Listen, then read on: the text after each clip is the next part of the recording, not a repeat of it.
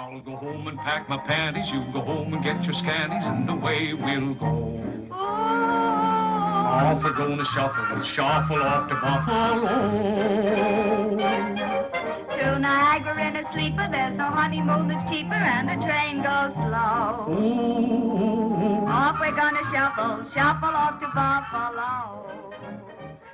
That's right, everybody. It is Shuffle Off to Buffalo in honor of my special guest, David Grosskopf. Hey, everybody, my name is Alan Gigax. Welcome to another episode of Classes of Mail. So most of you already know this, but David Grosskopf is the president of Branch 3 in Buffalo, and I brought him on today because I want to talk about leadership. Leadership in general, what it means to be a leader of people, what it means to be a president of your branch. So, David, welcome to Classes of Mail. Thank you, Alan. Thank you for having me again. Yeah, you bet. Yeah, so you were one of my first guests ever, maybe my first guest ever, and I know it was your first time on a podcast. And we've come a long way since then. It's just a live microphone set up on a table, and now there's a whole setup. But you, man, you're everywhere. When people do national Zooms, or you're all over the place. Yeah, I mean, I try to be out there. I try to be involved. You know, I try, obviously, not only to lead my own branch, but, you know, just help this entire reform movement because, you know, these younger folks, they're important. They're important to me. Their future is important to me. And, you know, thank goodness I only, you know, technically have about 5 years here left to go and I can retire. But I made a commitment, you know, to my carriers in my branch and obviously to letter carriers nationwide. Running in 2026, I'm going to do everything I can until I retire to make the NALC a better place. That's fantastic. And your efforts are definitely appreciated. And you mentioned something right in the beginning that I want to touch on, which is caring about younger carriers. There seem to be two attitudes among older carriers. You've probably been picking up on this too, that they're starting to call us old heads. And so there's two attitudes among old heads. One is that I suffered when I came up, and so you should have to suffer also. But that is not your attitude. How do you feel about that? No, matter of fact, I talk about this. I do the Carrier Academy. It's where we sign up and we do our organizing. And I talk about this in the Carrier Academy when I'm signing up new carriers. I talk about, you know, you come from two schools of thought. The old, and most people have heard of this, you know, your parents walked uphill both ways in a snowstorm, Right. You know, to get to school. Therefore, you have to do that too. That's not my mindset. You know, my mindset is if I can fight through some of this stuff and folks do not have to go through some of the struggles, trials, and tribulations that I've been through in my life, and I can make that a little bit easier on them, I'm going to do that. But with that being said, I also tell the younger folks, you know, we can't give everything to you. You have to earn it also. So it's a combination of the two things for me here. I'm gonna try to, you know, take all that negativity away or all that harshness away, but we still got to work, you know, and pull ourselves up. Absolutely. So let's let my listeners get to know you a little bit. How did you work your way up through your branch to become president? Yeah, probably like, you know, a lot of folks do. I would assume, you know, I got hired by the post office, and early on, we had a merger. We were our own local branch. Buffalo was its own separate branch. The older guys were retiring. Nobody kind of wanted to take over at the time. Man, if hindsight was 2020 for me, but it wasn't. I was one of those younger carriers going, all right, listen, we've got no leadership.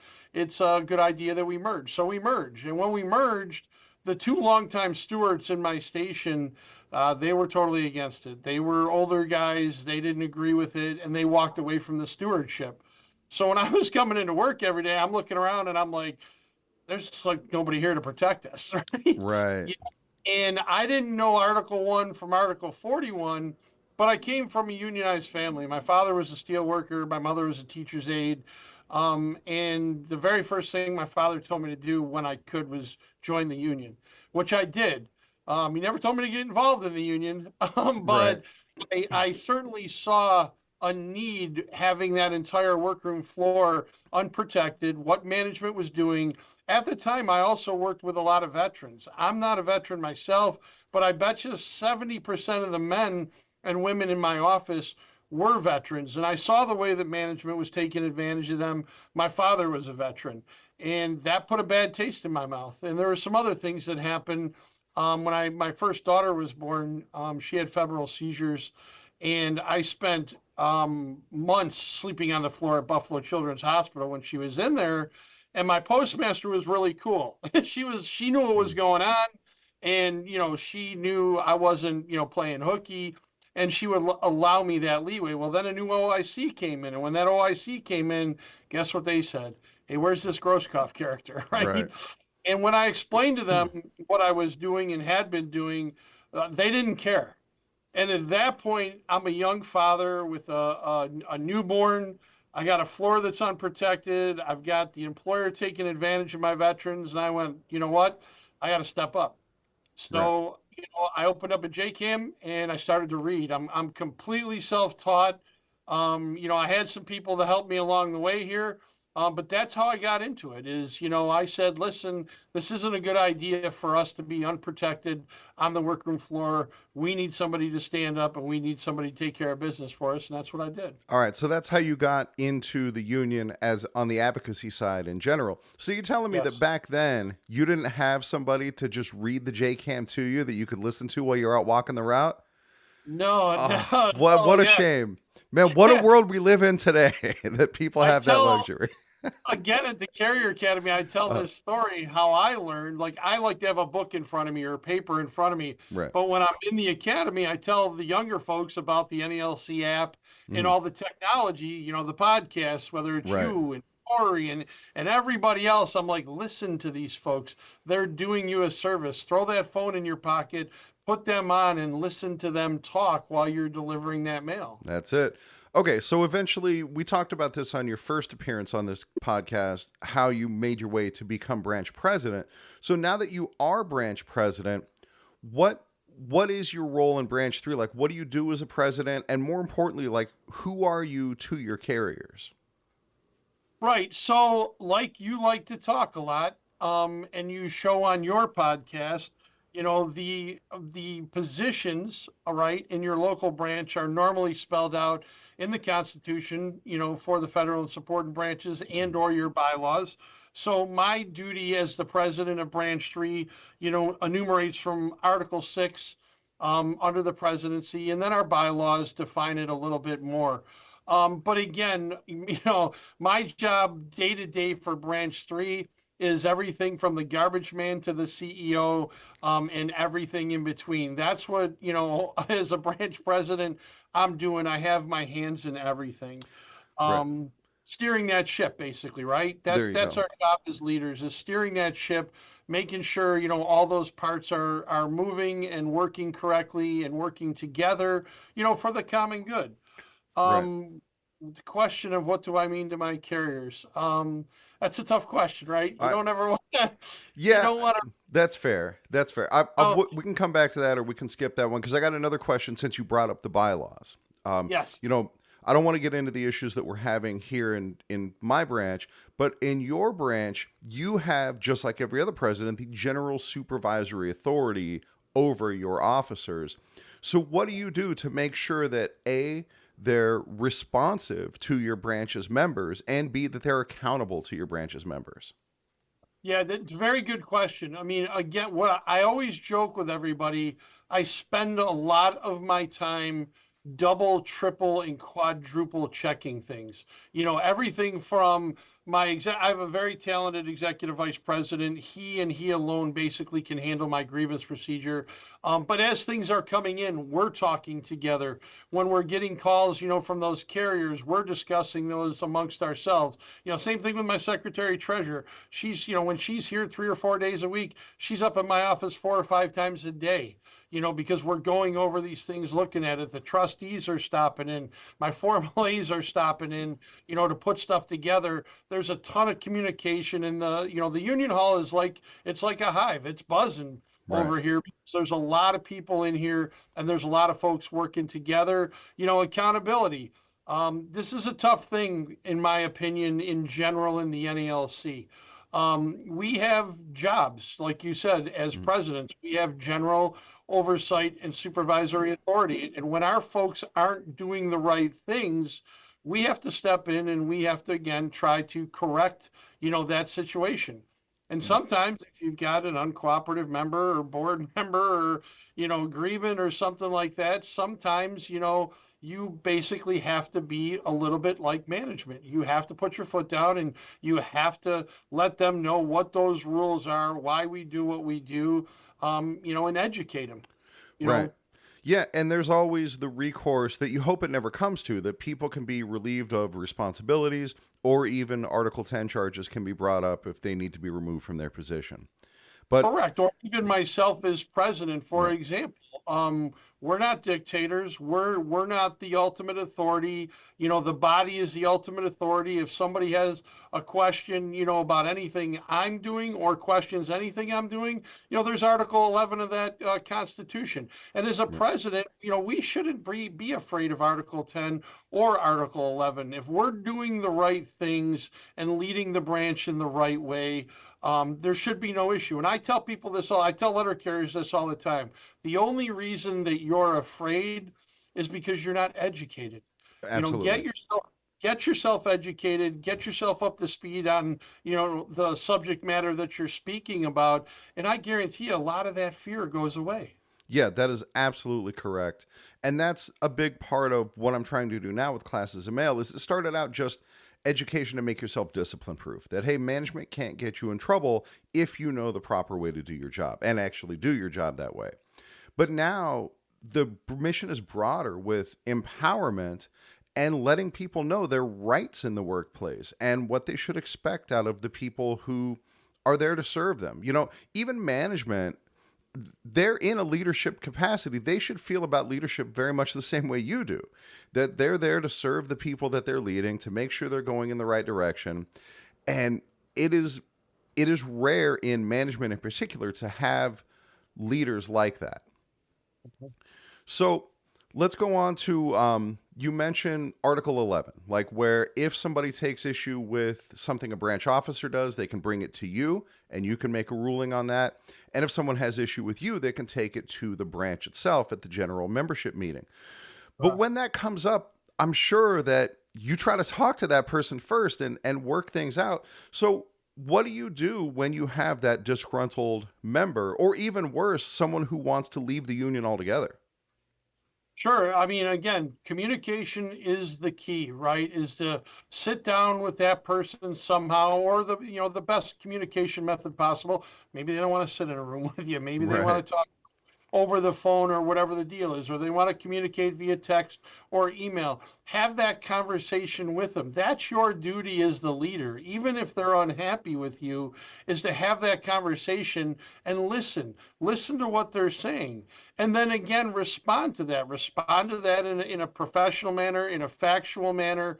And again, some folks you're not going to be able to obviously turn around or get them to see, the light of day per se, right? It's the old you can lead a horse to water, but you can't make it drink, type deal argument.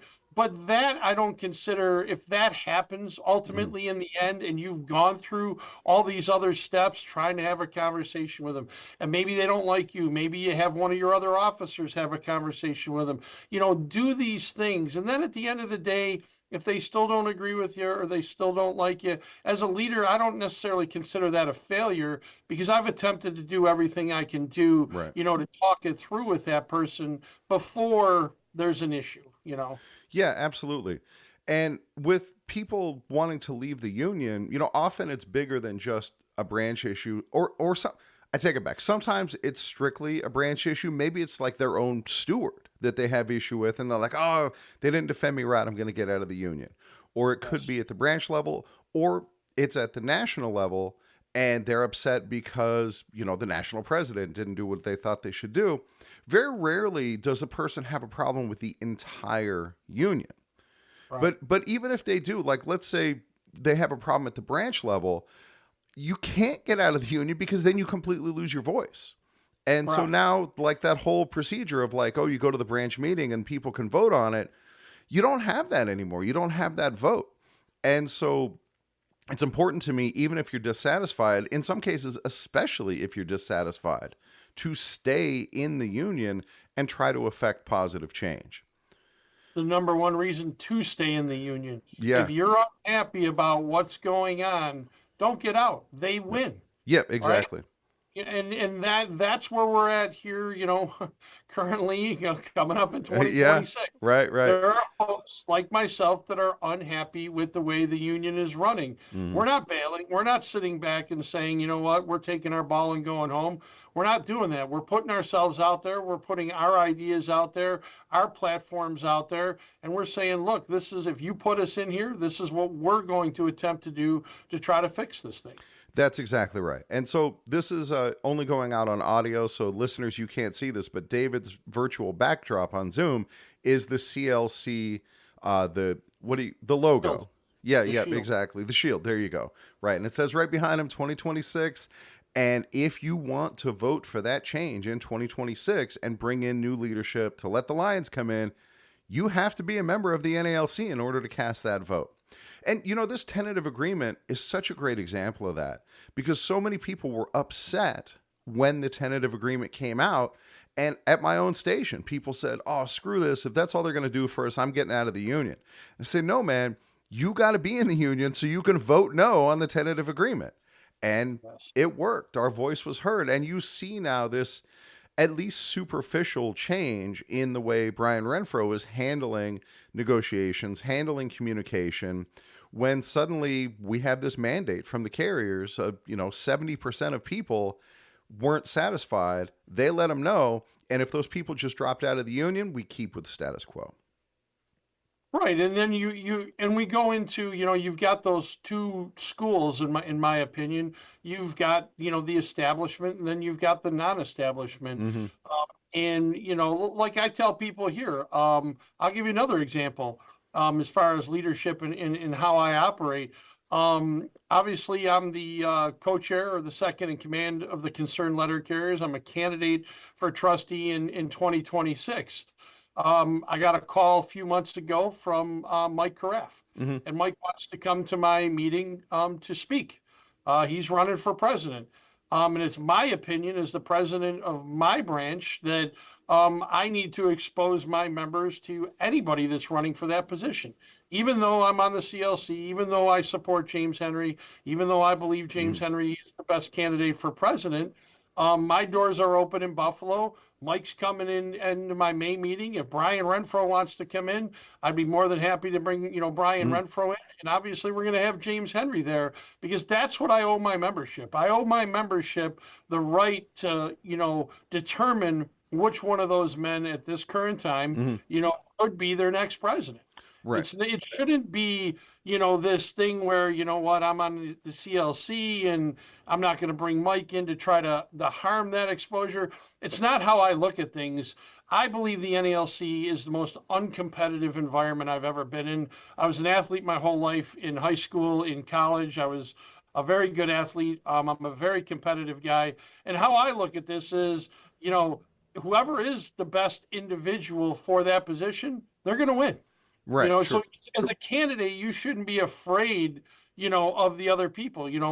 Mike Caraff's not the enemy here, okay? Right. Mike's on the reform movement side. We need Mike. Yeah, all right? Absolutely. We need that guy because he thinks just like we do. And, that's the mentality that this union has to get in, is get out of this good old boy club, this, frat house mentality, and get into an environment where it is competitive to put the best possible people in these positions. That's what should be happening.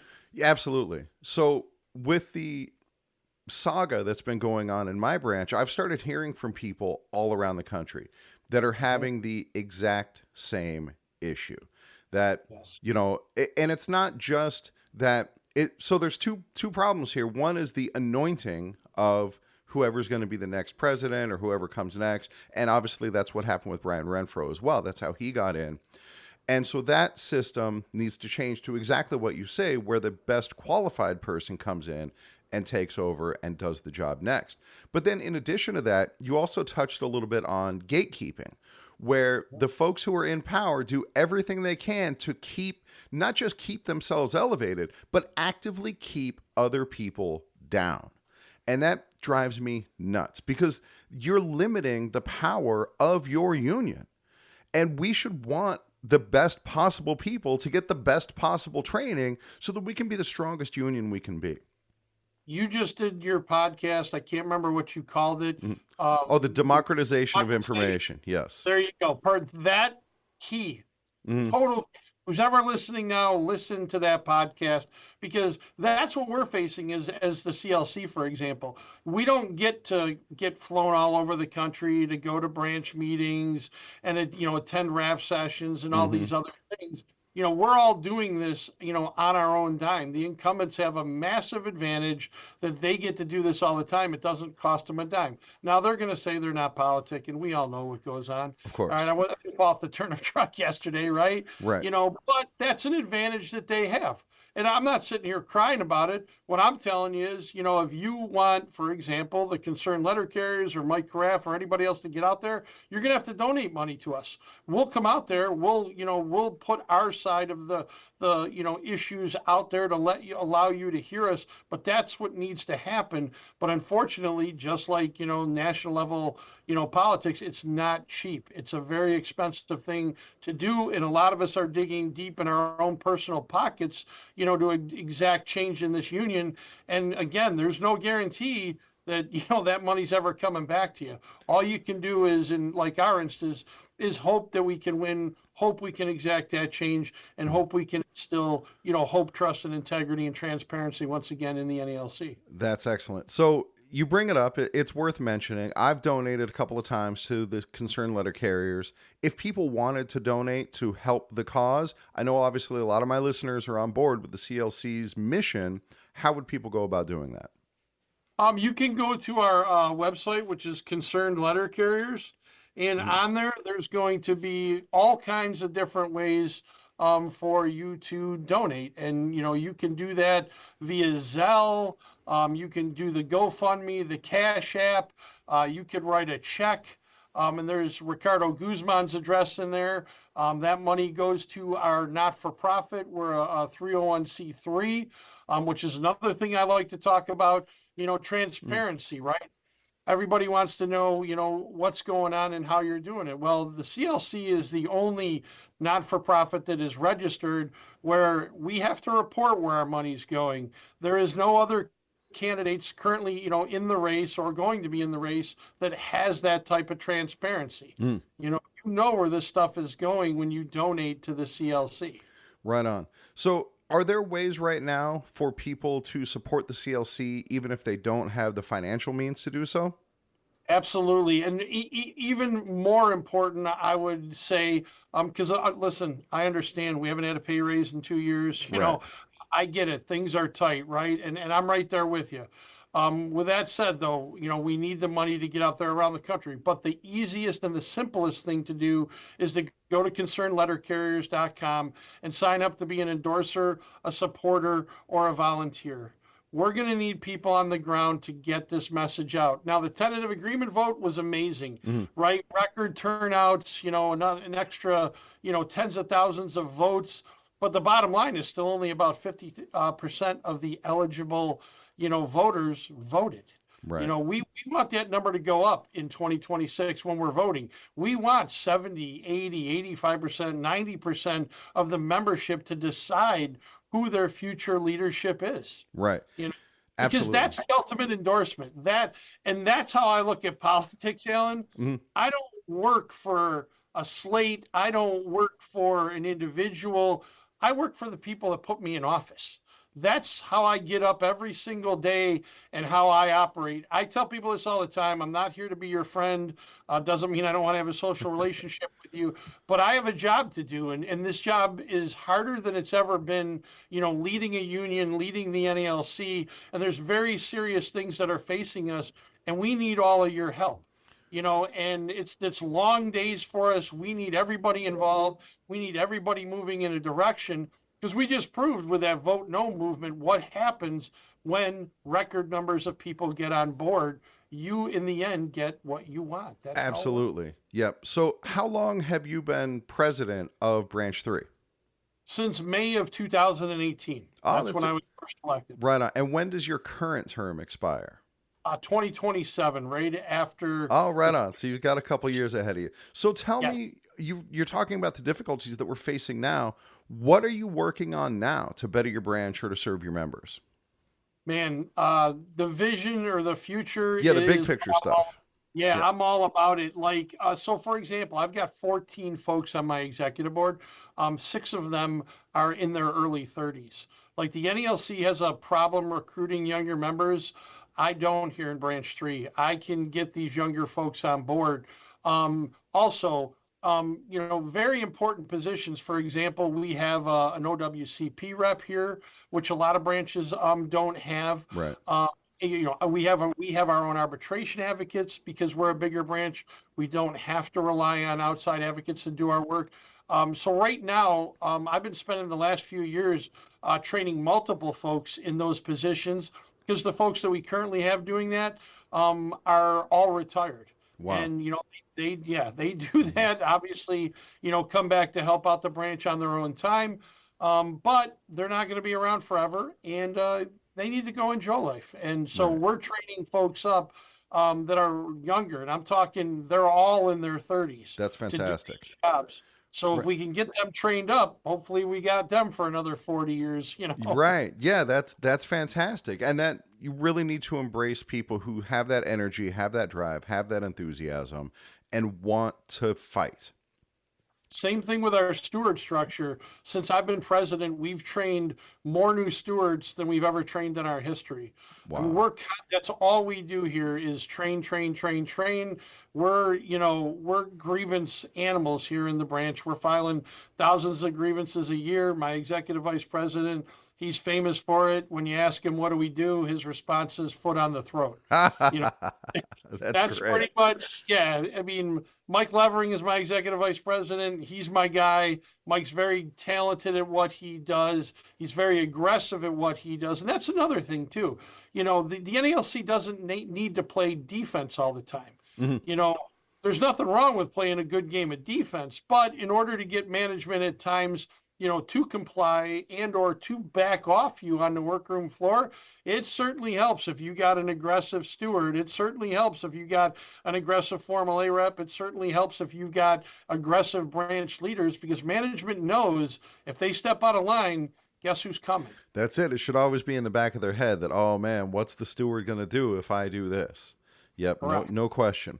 And then those aggressive stewards can also be preventive in the sense that when management gets up at the morning stand-up talk and says some nonsense, the steward can push back on it right there on the spot. And Absolutely. yep, that's key. Real time, representation is extremely important. Right. And these are the same aggressive stewards who aggressively defend the carrier during their day in court in the investigative interview. Yep. Absolutely. Okay, so before I let you get out of here, I want to give you a chance to send a message to my listeners. There are a lot of people who are now becoming empowered, who are learning how branches are supposed to run, how the union's supposed to work, what management's supposed to do.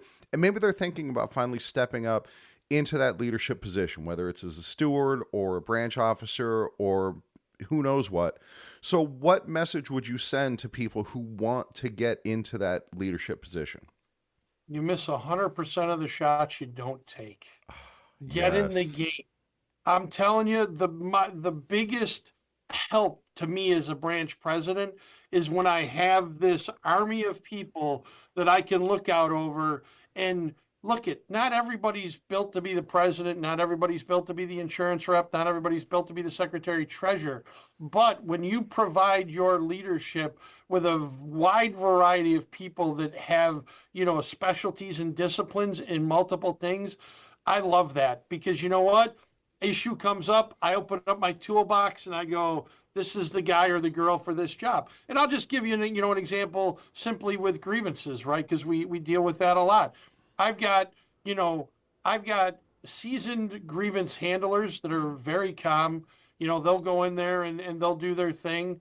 And then for those managers or supervisors or postmasters that don't want to play nice and they don't want to be nice, I got what I call my nuclear option. And we send him in there in those situations. And then, management will say something to me and I'm like, listen, what you get is all what you put out. If you show us the good energy, I'm going to show you the good energy. If you show me the bad energy, I'm going to have a response for some bad energy. So the overall point here is get involved, even if you're not doing traditionally something the branch does. Let the president and let that board know you have a specialty in something. Like you got, Alan Gigax, he does podcasts, right? There's other things that people can do to help educate their membership that aren't traditional things, within the NALC. And again, all that does is it broadens us, gets more people involved, it makes those people, number one, feel involved, and number two, they're part of that union, and then they're seeing with their own eyes what the NALC is doing for them. Because I believe that's a big problem right now, all across the union is the apathy. Carriers don't have the confidence in the NALC. Carriers aren't seeing the returns that we've seen in the past, and that's a failure on our part, and I'm part of that. And that's exactly why I'm involved in this thing. I got to step up. I got to do something to change that. And thank God there's hundreds and hundreds and whatever it was, 69,000 plus people, that agreed with me on that tentative agreement. That's progress, ladies and gentlemen. That's the direction we need to keep moving in. Absolutely.